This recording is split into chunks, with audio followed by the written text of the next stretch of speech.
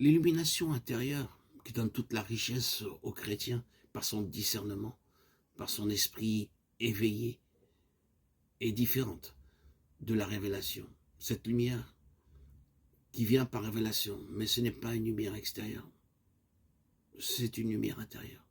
Ce qui retient la lumière intérieure, c'est le manque d'obéissance.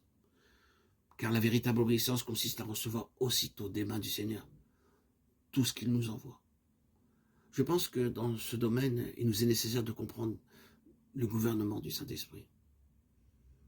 Celui-ci œuvre non seulement dans le croyant, en faisant ce que Dieu désire dans nos vies, mais le Saint-Esprit agit aussi par les circonstances extérieures, les adaptant en fonction du but qu'il désire atteindre.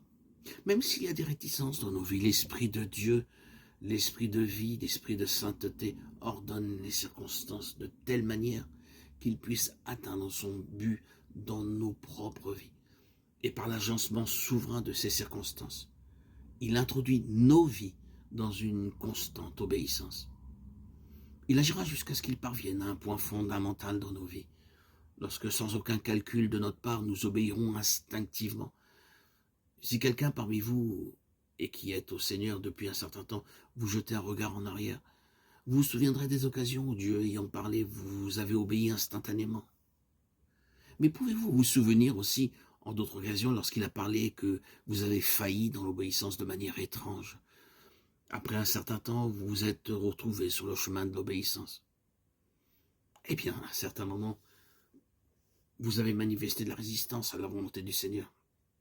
Et ainsi, vous avez même pu persister dans cette attitude. Alors, pour une raison ou pour une autre, même sans vous en apercevoir, vous sentez que cette résistance est partie, évaporée, dissoute. Et cela est le fruit du gouvernement du Saint-Esprit dans nos vies.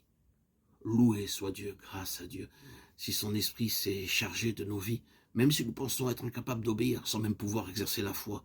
Le jour viendra où la résistance cessera et nous nous confierons dans le Seigneur avec simplicité de cœur.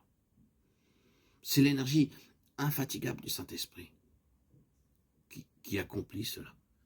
Et la capacité de faire mouvoir en nous l'obéissance défaillante. Il y a deux aspects au gouvernement du Saint-Esprit. Le premier, c'est quand il dispose notre environnement et les circonstances de telle manière que nous soyons disposés à obéir volontairement. L'autre aspect, c'est quand même lorsque nous n'avons pas l'intention ou le pouvoir d'obéir, son activité dans nos vies transcende en bien nos défaillances, afin que, malgré notre obstination, nous devenions obéissants. Un certain frère était lié par l'amour de l'argent. L'Esprit de Dieu ne lui laissait pas de répit, mais lui, il s'irritait dans l'épreuve et s'accrochait à son argent plus que jamais. Cependant, cela s'est produit. Son amour de l'argent s'est envolé, dissoute. Comment cela est-il donc arrivé? Lui-même ne le savait pas. Un jour, il m'a dit, crois-tu qu'il vaut mieux être obéissant et ne plus aimer l'argent, ou être désobéissant et cependant ne plus l'aimer? Je lui ai répondu, l'argent n'exerce plus son attrait sur toi. C'est ce qui importe. Comment cela s'est-il produit? Cela importe peu. Toutefois, rendons grâce à Dieu. Remercions Dieu de pouvoir lui obéir promptement. Et cela nous épargnera bien des épreuves inutiles et notre progression sera tellement plus rapide. S'il n'en est pas ainsi, sachons que l'activité du Saint-Esprit est extrêmement précieuse.